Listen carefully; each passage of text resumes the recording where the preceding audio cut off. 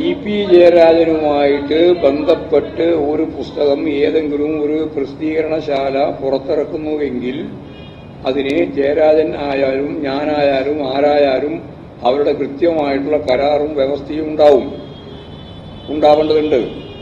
അതില്ലാത്തിടത്തോളം കാലം സ്വാഭാവികമായിട്ടും ഇത് വ്യാജമായി രൂപപ്പെടുത്തിയ ഒന്നാണ് എന്ന് വ്യക്തല്ലേ? അങ്ങനെയല്ല അവർ വിശ്വസിക്കേണ്ടത്. അത് അങ്ങനെയുള്ളൊരു പുസ്തകം ഞാൻ എഴുതി പൂർത്തിയാക്കിയിട്ടില്ല എന്ന് ജയരാജൻ തന്നെയാണ് പറയുന്നത്.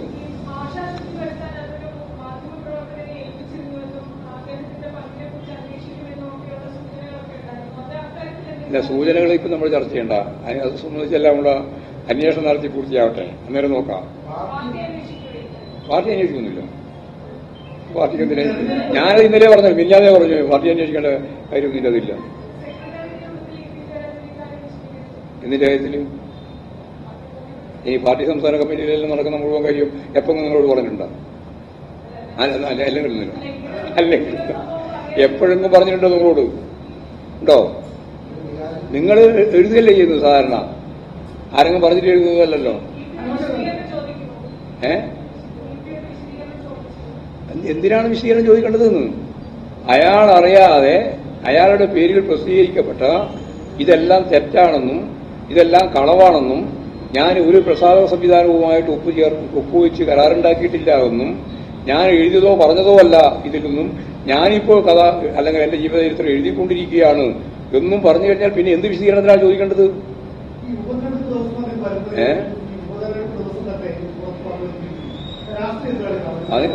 അതിന്റെ പേരിലൊക്കെ ഉള്ളതെല്ലാം പരിശോധിക്കണം.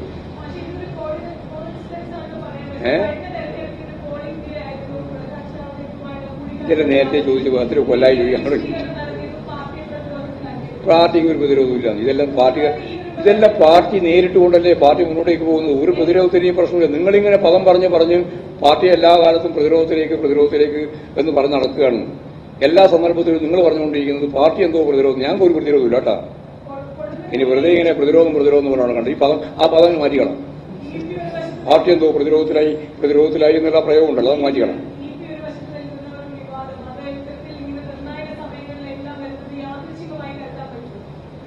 പിന്നെ എങ്ങനെയാണെന്നാ പറയുന്നത്? ഏത് നിയമം അത്? യാദൃശ്ചികതക്ക് അപ്പുറത്തുള്ളൊരു ഏത് വസ്തുനിഷ്ഠ യാഥാർത്ഥ്യ നിയമമാണുള്ളത്? പിന്നെ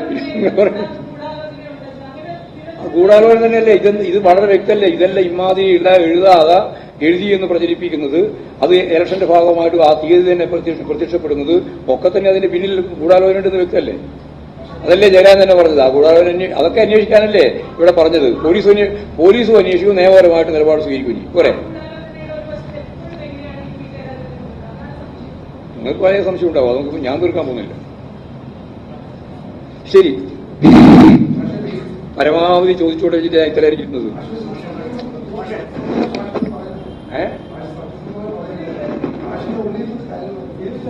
അത് ഏതോ ഒരു പത്രം പറഞ്ഞിട്ടുണ്ട്, ഗോവിന്ദ മാഷ് ശക്തിയായ പ്രതിഷേധമാണ് രേഖപ്പെടുത്തിക്കൊണ്ടിരിക്കുന്നത്. നിങ്ങൾക്കെല്ലാം ഒരു തരത്തിലുള്ള വസ്തുതാപരമായ കാര്യങ്ങൾ മനസ്സിലാക്കുക, എന്തെങ്കിലും വാർത്തയാക്കി കൊടുക്കുക എന്നുള്ള ഒരു ശീലമായിരിക്കുകയാണ്. അത് ഈ പത്രലോകത്തെ, പത്രം മാത്രമല്ല ഈ പറയുന്ന മാധ്യമ ശൃംഖലയെ തന്നെ അങ്ങേയറ്റം ദുർബലപ്പെടുത്തുന്നതാണ്. നിങ്ങളെല്ലാം കള്ളം പറയുന്ന കുറെ ആളായിട്ട് മാറുകയാണ്. യാതൊരു വസ്തുതയില്ലാതെ എന്തെങ്കിലും കാര്യങ്ങൾ പ്രചരിപ്പിക്കുന്ന ഒരു കൂട്ടായിട്ട് മാറുകയാണ്. അങ്ങനെ മാറാൻ പാടില്ലല്ലോ.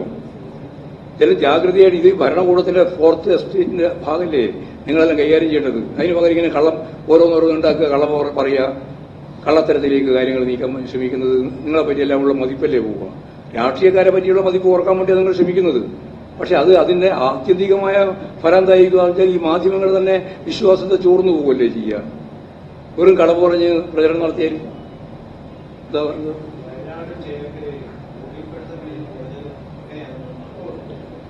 അത് നല്ല പോലെ UDFന്റെ ഭൂരിപക്ഷത്തെയാണ് കൊടുക്കുന്നത്.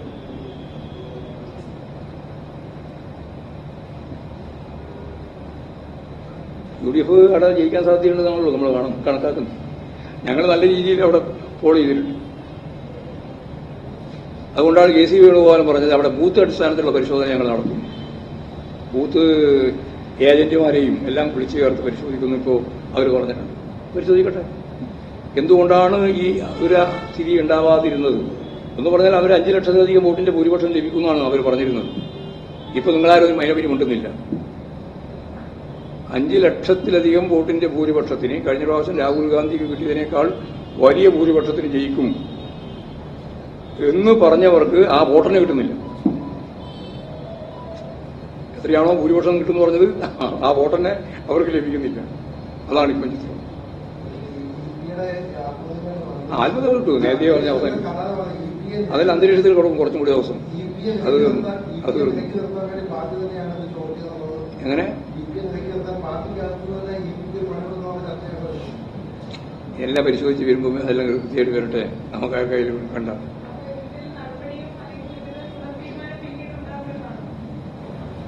നിങ്ങൾക്ക് എന്ത് റിപ്പോർട്ടാണ് കൊടുക്കണം ചെയ്ത് കൊടുത്തോ?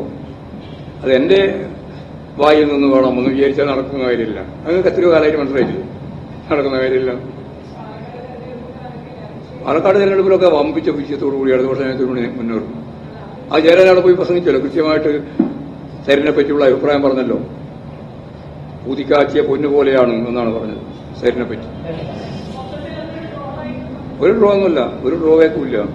ഞാനും തന്നെയായിരുന്നു ആ പറഞ്ഞത്. അവിടെ സരിന് ഒരു ദിവസം കൊണ്ട് ഇടതുപക്ഷ ജനാധിപത്യ മുന്നണിയുടെ വക്താവൊന്നും ആവില്ല. കാരണം 8 കൊല്ലക്കാലം കോൺഗ്രസ് ആയിരുന്നു, വലതുപക്ഷത്തിന്റെ വക്താവായിരുന്നു. ആ വക്താവ് ശരിയായ ദിശാബോധത്തോടുകൂടി ഇടതുപക്ഷവുമായി സഹകരിച്ച് മുന്നോട്ടേക്ക് വന്നാൽ സരിൻ അവിടെ ഇടതുപക്ഷ രാഷ്ട്രീയത്തിന്റെ ഏറ്റവും പ്രധാനപ്പെട്ട മുത്തായിട്ട് മാറും എന്ന് തന്നെയാണ് അതിന്റെ കൺവെൻഷൻ ഉദ്ഘാടനം ചെയ്തിട്ട് ഞാൻ പറഞ്ഞത്. അതിന്റെ ഓരോ രൂപമാണ് ഇപ്പോ ജയരാജൻ പറഞ്ഞത്. അത് പിന്നെ റോവാക്കാകുന്നത് എങ്ങനെയാണ്? എന്താ ചെറിയ കുട്ടിയാ മറ്റാണോ പിടിച്ച് നടത്തിക്കൊണ്ടുപോകാൻ? നിങ്ങളല്ലേ പാർട്ടി കേഡർമാരെ പറ്റി മനസ്സിലാക്കിയ രീതി തെറ്റാ. നിങ്ങൾക്കൊന്നും ഈ അനുഭവമില്ല. വെറുതെ വർദ്ധനം വേണ്ടുന്ന കാര്യം. 10, 50, 60 വർഷക്കാലം കമ്മ്യൂണിസ്റ്റ് പാരമ്പര്യമുള്ള സഖാവ് EPA പോലുള്ള ആളുകളെ കൈപിടിച്ചിട്ടിങ്ങനെയാണ് നീ ആടെ പോയി പ്രസംഗിക്കുന്നു, നീ ഇവിടെ പോയി ഇന്ന് പറയുന്ന അങ്ങനെ ഇരിക്കുന്നത്.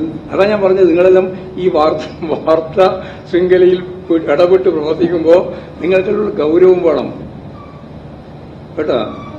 ഗൗരവം ഉണ്ടാവണം. ആ ഗൗരവം നിങ്ങൾ ഓരോ ദിവസം കഴിയുന്നതോറും കുറച്ചു കൊണ്ടുപോകുന്നു, നഷ്ടപ്പെടുത്തിക്കൊണ്ടിരിക്കുന്നു. നിങ്ങളുടെ വിശ്വാസത തന്നെ ചോദ്യം ചെയ്യുന്ന രീതിയിലേക്ക് എത്തുന്നു എന്നുള്ളതാണ് നമ്മൾ കണ്ടുകൊണ്ടിരിക്കുന്ന ഒരു ചിത്രം. അത് ഞാൻ നമ്മളോട് സൗഹൃദത്തിന്റെ ഭാഗമായിട്ട് തുറന്നു പറഞ്ഞു മാത്രമേ ഉള്ളൂ. എല്ലാവരും തുറന്നു പറയേണ്ട കാര്യമില്ല. ഞാനത് തുറന്നു പറയാം നിങ്ങളോട്.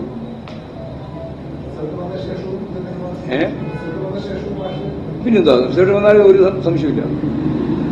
ഞങ്ങൾക്ക് ഈ പാലക്കാട് തെരഞ്ഞെടുപ്പ് ഞങ്ങൾക്കൊന്നും നഷ്ടപ്പെടാനില്ലല്ലോ. 3ാം സ്ഥാനത്തില്ല, അപ്പുറം സ്ഥാനമില്ല. ഉണ്ടാ ഇല്ല. ഇപ്പൊ തന്നെ BJP 3ാം സ്ഥാനത്ത് എത്തി. അതിനർത്ഥം എന്നാ മിനിമം അർത്ഥം പറ. ഇപ്പോൾ 3 ആളാണ് പ്രധാനമായിട്ട് മത്സരത്തിൽ. BJP ഇപ്പോഴും തന്നെ 3ാം സ്ഥാനത്താണുള്ളത്. അതിന്റെ അർത്ഥം എന്നാ അത് പറയാൻ പോലും നിങ്ങൾക്ക് ധൈര്യമില്ല. അതിന്റെ അർത്ഥം ഇടതുപക്ഷ ജനാധിപത്യ മുന്നണിയും അതുപോലെ തന്നെ UDFുമാണ് അവിടെ 1ഉം 2ഉം സ്ഥാനത്തുള്ളത് എന്നാണ്. അതിൽ ഇടതുപക്ഷ ജനാധിപത്യ മുന്നണിക്ക് ജയിക്കാനുള്ള നല്ല സാധ്യതയാണ് പാലക്കാട് മണ്ഡലത്തിലുള്ളത്.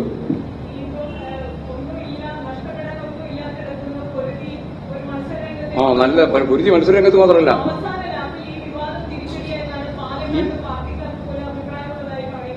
ആരോ പറയപ്പെടുന്നു എന്നെല്ലാം ഇതെല്ലാം പത്രവാർത്തയാണ്, വാർത്താശീലാണ്. അവിടെ പറയപ്പെടുന്നു. ഇതെത്ര കൊല്ലം നമ്മൾ കേൾക്കുന്നു. അങ്ങനെ ഒരു നേതാക്കളും പറയുന്നില്ല കേട്ടാ. ഞാനിപ്പോഴും പാലക്കാടേക്ക് പോവാണ്. നേതാക്കൾ പറയും. നിങ്ങളിങ്ങനെ ഓരോ വാർത്ത ഉണ്ടാക്കാൻ വേണ്ടി ഓരോന്നോരോന്നും മെനഞ്ഞുണ്ടാക്കുകയാണ്. അവിടെ പാലക്കാട് പാർട്ടി അതീവ ജാഗ്രതയോടുകൂടി ആവേശത്തോടുകൂടി LDF ഒറ്റക്കെട്ടായിട്ട് മുന്നോട്ടേക്ക് പോയിക്കൊണ്ടിരിക്കുകയാണ്. അതിന്റെ റിസൾട്ട് അവിടെ ഉണ്ടാവുമെന്ന് തന്നെയാണ് പ്രതീക്ഷിക്കുന്നത്. അതല്ല ഞാൻ നേരത്തെ പറഞ്ഞത്. ഒരാളോട് സംസാരിക്കണ്ടെന്നൊക്കെ പാർട്ടി പറയോ? അത് ജനങ്ങളോട് ചോദിച്ചാൽ മതി. എന്താ പറയുന്നത്? അതിന് പാർട്ടി നിർദ്ദേശമൊന്നുമില്ല, ആർക്കുമില്ല.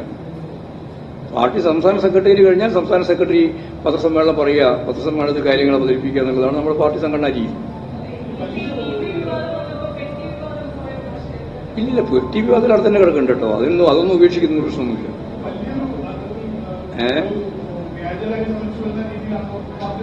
വലിയ രീതിയിലാണ് നടക്കണല്ലോ. പോലീസിന്റെ ഭാഗത്തല്ലേ നടക്കണ്ടത്. DGPക്ക് കൊടുത്ത പെറ്റീഷൻ അടിസ്ഥാനപ്പെടുത്തിയിട്ട് പോലീസ് ആ അന്വേഷണം നടത്തി തന്നെ പോകണം. പിന്നെന്താ അന്വേഷണം നടത്തേണ്ടത്? നിങ്ങൾ എപ്പാ നടന്നില്ല പറഞ്ഞേ? അല്ല, എപ്പാ നടന്നില്ല എന്ന് എപ്പാ പറഞ്ഞു? അല്ല, നിങ്ങളോട് എപ്പായി നടത്തുന്നില്ല എന്ന് പറഞ്ഞത് പോലീസ്? തെരഞ്ഞെടുപ്പ് അട്ടിമറി ഇതുകൊണ്ടൊന്നും തെരഞ്ഞെടുപ്പ് അട്ടിമറിക്കപ്പെടുന്നില്ല. അത് നിങ്ങൾ വിചാരിക്കണ്ട.